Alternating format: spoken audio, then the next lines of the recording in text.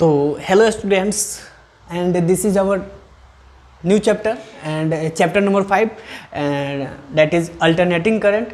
और इस चैप्टर का हम लोग लास्ट 3 ईयर्स का जो भी इम्पोर्टेंट नहीं, लास्ट 3 ईयर के सारे क्वेश्चन हम लोग नीट में जो पूछे गए सारे के सारे क्वेश्चन का एनालिसिस, सारे के सारे क्वेश्चन का हम लोग यहाँ पर डिस्कशन करने जा रहे हैं। ठीक है, तो लेकर आए हैं अपना न्यू चैप्टर। ये क्या है? Alternating current. तो स्टार्ट करते हैं अपना ये फर्स्ट चैप्टर से। और ये फर्स्ट चैप्टर क्या है? फर्स्ट क्वेश्चन से स्टार्ट करते हैं। और ये चैप्टर नंबर क्या है? 12th क्लास का चैप्टर नंबर 5 है। क्या है? Alternating current. तो आइए देखते हैं अपना ये फर्स्ट क्वेश्चन क्या है। The magnetic potential energy in a certain inductor is कितना दिया हुआ है? वो 25 मिली जूल। मतलब किसी भी इंडक्टर में जो पोटेंशियल एनर्जी है वो 25 मिली जूल दिया गया है। ठीक है, और उसमें करंट कितना दिया हुआ है? आई की जो वैल्यू बोला है वो कितना बोला है? 60 मिली एम्पेयर। आई की वैल्यू कितना दिया है? 60 मिली एम्पेयर। तो एल की वैल्यू बताना है। तो देखो हम लोग ये पता है u is equal to half l i square. Inductor में जो पोटेंशियल एनर्जी स्टोर होता है यही होता है, u is equal to half l i square. बस यहाँ से सब चीज़ पता है, केवल एल निकालना है। यू कितना दिया बताओ? 25 इंटू 10 टू द पावर -3। ठीक है, हाफ रख दो। एल इंडक्टेंस सर कैलकुलेट करना है। आई की वैल्यू कितना है? आई की वैल्यू दिया हुआ है कितना? 60 इंटू 10 की पावर -3। मिली एम्पियर में था तो एम्पियर में कन्वर्ट कर दिया और स्क्वायर कर दिया। सिंपली ये होगा। और यहाँ से यदि मैं एल की वैल्यू कैलकुलेट करूँ तो 50 इंटू 10 टू द पावर -3 होगा। और यहाँ से यदि मैं कैलकुलेट करूँ तो 3600 इंटू 10 की पावर -6। और यहाँ से एल की वैल्यू यदि मैं लिखूँ तो वो आएगा मेरा कितना? 38.89 हेनरी। तो यहाँ से सिंपल आप लोग देख सकते हो कि बिल्कुल फार्मूला बेसिस पे क्वेश्चन पूछा गया था। क्या था? यू दिया हुआ तो पोटेंशियल एनर्जी डिफाइन था, करंट डिफाइन था, और हमको क्या करना था? एल की वैल्यू फाइंड करना था। तो यहाँ से हम लोग देखें u is equal to half l i square. L की वैल्यू निकालना था तो एल की वैल्यू एक तरफ रख दिया, बाकी को कैलकुलेट करके लग दिया। तो कितना है मेरा इंडक्टेंस की वैल्यू? 13.89 हेनरी। और हेनरी क्या है? उस इंडक्टेंस का, इंडक्टर का यूनिट होता है। क्या होता है? यूनिट होता है। तो आप लोग देख सकते हो किस तरह के क्वेश्चन, बिल्कुल फार्मूला यदि याद है आपको, हाफ एल आई स्क्वायर। देखो energy is equal to half l i square. U दिया हुआ है, हाफ पता है, एल फाइंड करना है और आई दिया हुआ है। तो आप लोग देख सकते हो किस लेवल के क्वेश्चन पूछे जा रहे हैं। और ये कब का है? नीट 2018 का पूछा गया है। ठीक है, ये कौन सा चैप्टर का है? एसी का है। ठीक है, तो आइए हम लोग देखते हैं अपना एसी चैप्टर का। तो नेक्स्ट देखते हैं अपना second question. This is our second question. इसमें क्या बेसिकली RLC तीनों का कंबाइंड सर्किट का क्वेश्चन पूछा गया है। ठीक है, और इसमें बेसिकली पावर लॉस के बारे में पूछा गया है कि पावर लॉस कितना होगा। ठीक है, तो जब कभी भी RL सर्किट की हम लोग बात करते हैं तो इम्पीडेंस की बात आती है। किसकी बात आती है? इम्पीडेंस की। तो उससे पहले सबसे पहले हम लोग क्वेश्चंस को देखते हैं, इसमें क्या पूछा गया है और क्या कैलकुलेट करने के लिए बोला है और क्या डाटा जो है गिवन है। तो देखो, an inductor of 20 millihenry, inductor की वैल्यू दे दिया 20 मिली हेनरी, कैपेसिटर की वैल्यू दे दी 100 माइक्रोफैराड और रजिस्टर की वैल्यू दे दी 50 ओम। सबका सब सीरीज में लगा हुआ है और वोल्टेज दिया हुआ है। ये वोल्टेज का जो सोर्स है 10 sin 314t। ठीक है, 10 sin 314t। देखो तो वोल्टेज क्या दिया हुआ है? देखो 10 sin 314t मतलब Vm sin ओमेगा t। तो ओमेगा की वैल्यू हम लोग क्या बोल सकते हैं? 340। और Vm की वैल्यू क्या बोल सकते हैं हम लोग? 10। कंपेयर करके भी ऐसा ही होता है। चलो, तो सबसे पहले हम लोग इसका इम्पीडेंस करंट निकाल लें कि वो जो सीरीज सर्किट है, RLC सर्किट है, उससे करंट कितना आ रहा है। करंट निकालने के लिए टोटल इम्पीडेंस निकालना पड़ेगा।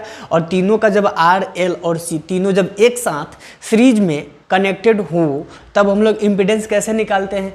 R स्क्वायर रूट अंडर में R square plus omega L square minus 1 omega C का स्क्वायर। ये Z is equal to R square plus omega L minus 1 omega C का होल स्क्वायर। ठीक है, अब देखो ओमेगा L की वैल्यू क्या है?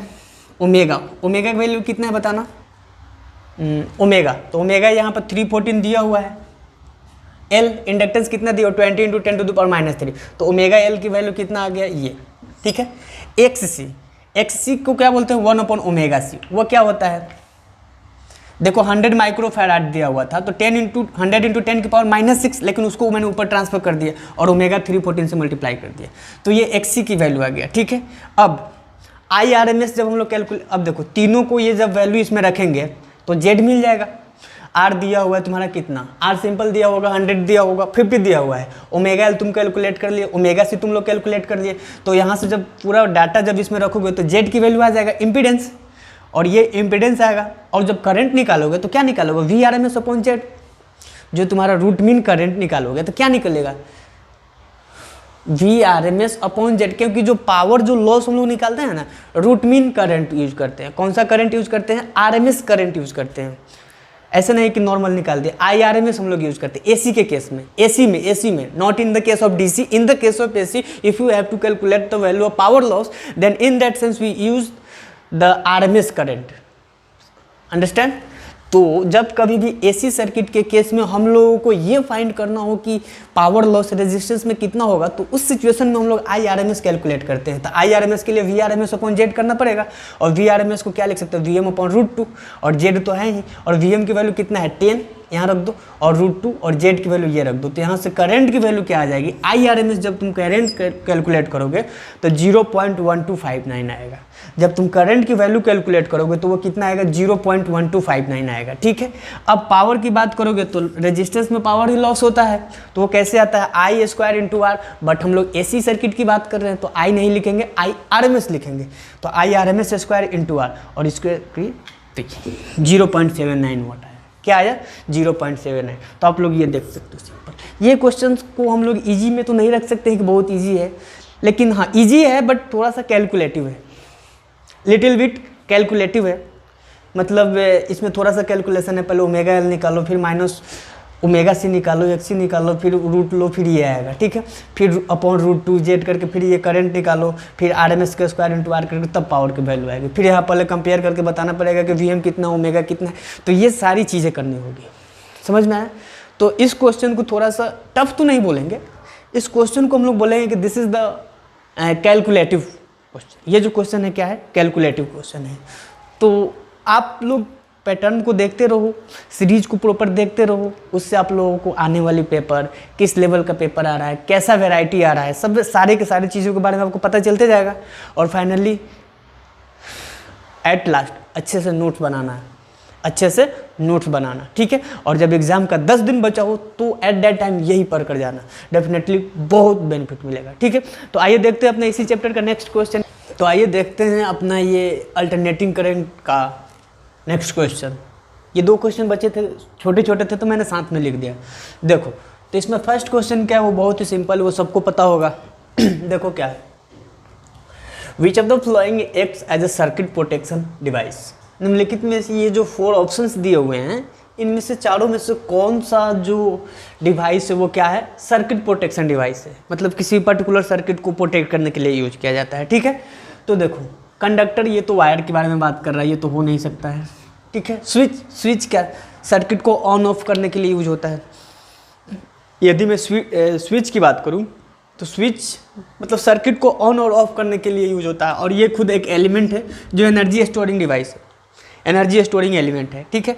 तो हम लोग देखो फ्यूज ही एक ऐसा एलिमेंट है जो किसी क्या, अगर हाई करंट होने पर ये ब्रेक हो जाता है। तो ये फ्यूज बेसिकली क्या होता है, फ्यूज ही वो एक एलिमेंट है, या फिर जो डिवाइस बोल सकते हैं, वो क्या कर रहा है, किसी भी सर्किट को प्रोटेक्ट करने के पर्पज़ के लिए यूज किया जाता है। क्या, फ्यूज को ही हम लोग यूज करते हैं। तो वैसे भी अब सब लोगों को ये बेसिक क्या बोल सकते हैं, जनरल नॉलेज का क्वेश्चन है ये। तो कौन सा ये जो डिवाइस है जिसको हम लोग सर्किट प्रोटेक्शन के लिए यूज करेंगे, कौन सा, सिंपल फ्यूज। हाई करंट होने पर उसका जो वायर ब्रेक हो जाता है। ठीक है। तो यहाँ से ऑप्शन हम लोग क्या बोलेंगे, सी ऑप्शन बोलेंगे। ठीक है। तो ये अपना थर्ड क्वेश्चन कंप्लीट हो गया। उसके बाद हम लोग फोर्थ क्वेश्चन देखते हैं। ये देखने में तो लग रहा है कि कुछ बहुत वास्ट लैंग्वेज में लिखा हुआ है और कुछ ये ऐसा कुछ है। ठीक है। बट वैसा कुछ नहीं है। देखो क्या है, एक बल्ब है, एक इंडक्टर कॉइल है। This is a bulb and it is a inductor coil, और ये एसी सोर्स के साथ कनेक्टेड है। एक बल्ब है और उसके साथ सीरीज में इंडक्टर लगा हुआ और एसी सोर्स के साथ कनेक्टेड है। ठीक है। तो देखो द की इज क्लोज्ड, की को क्लोज किया गया। ठीक है। और आफ्टर सम टाइम, जैसे इसमें बताओ स्विच को क्लोज करेंगे तो पूरा सर्किट कनेक्ट हो जाएगा, और पूरा सर्किट कनेक्ट होने के कारण इसमें करंट आ जाएगा। सोच कर बताओ, जैसे ही इस की को हम लोग क्लोज करेंगे, की को क्लोज करने के बाद क्या हो जाएगा, इस सर्किट क्लोज हो जाएगा, और सर्किट क्लोज होने के बाद इस पूरे सर्किट में करंट आ जाएगा, पूरे सर्किट में करंट आ जाएगा। और जैसे ही सर्किट में करंट आ गया, इसके बाद करंट फ्लो होने लगेगा। ठीक है। लेकिन करंट फ्लो होने के बाद इसमें बोला after some time an iron rod is inserted interior of the inductor. ये जो कॉइल बना हुआ है देखो, ये इस कॉइल में उन्होंने क्या किया, आयरन रॉड को इंसर्ट कर दिया। क्या कर दिया, आयरन रॉड को इंसर्ट कर दिया, ठीक है। तो अब क्या जो बल्ब है उसके ब्राइटनेस पे क्या इफेक्ट आएगा, उन्होंने क्वेश्चन में ये पूछा है। जब इस इंडक्टर कॉइल में हम लोग एक रॉड को क्या कर दिए, इंसर्ट कर दिए, तो जैसे ही हम लोग रॉड को इंसर्ट कर दिए, तो रॉड को इंसर्ट करने के बाद जो बल्ब का जो ब्राइटनेस है उस पर क्या इफेक्ट आएगा, ये मेजर क्वेश्चन है, ठीक है। तो आइए देखते हैं हम लोग इस क्वेश्चन को कैसे कर सकते हैं। देखो तो हम लोग बताओ, करंट सबसे पहले स्विच को हम लोग ऑन किए तो क्या हो जाएगा, करंट फ्लो हो जाएगा, इसमें करंट बन जाएगा, ठीक है। अब जैसे ही इसमें रॉड हम लोग कनेक्ट करेंगे तो वो भी एक कंडक्टर जैसा ट्रीट करेगा कंडक्टर जैसा, ठीक है। अब वो रॉड इसमें कनेक्ट किए तो रॉड का भी कुछ ना कुछ इम्पिडेंस होगा, ध्यान से सुनना, रॉड का भी कुछ ना कुछ तो इम्पिडेंस होगा। तो हम लोग क्या बोल सकते हैं, ओवरऑल इस सर्किट का जैसे रॉड को हम लोग इंड्यूस किए, इसमें इसके अंदर लाए, तो उसको हम लोग क्या बोल सकते हैं कि नेट मतलब impedance of the circuit will increase.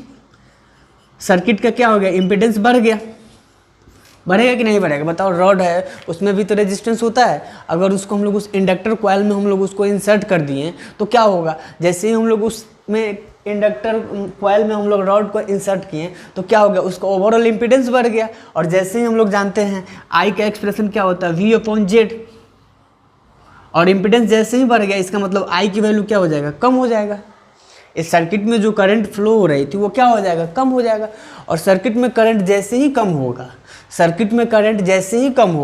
तो इस बल्ब के थ्रू जो करंट मिलने वाला होगा वो क्या होगा, अब कम मिलेगा। बल्ब के थ्रू जो करंट मिलने वाला होगा और वो कम हो जाएगा, जो पहले होगा उससे कम हो गया। अब कम होने के कारण क्या हो जाएगा, बल्ब का ब्राइटनेस कम हो जाएगा, करंट ही कम आ गया, करंट कम आ गया तो बल्ब का ब्राइटनेस कम हो जाएगा। इस तरह से मेरा जो ऑप्शन, कौन सा ऑप्शन सही है, यहाँ से मैं यदि बात करूँ तो ये मेरा ऑप्शन ए इज करेक्ट। कौन सा ऑप्शन सही है, ऑप्शन है। तो आप लोग देख सकते हैं बेसिकली ये केवल थ्योरेटिकल बेस्ड क्वेश्चन है, बिल्कुल जीरो कैलकुलेशन के साथ है, ठीक है। ऊपर वाला तो जनरल नॉलेज भी बोल सकते हैं, ऊपर वाला जो क्वेश्चन है उसको हम लोग क्या बोल सकते हैं, जनरल नॉलेज बोल सकते हैं।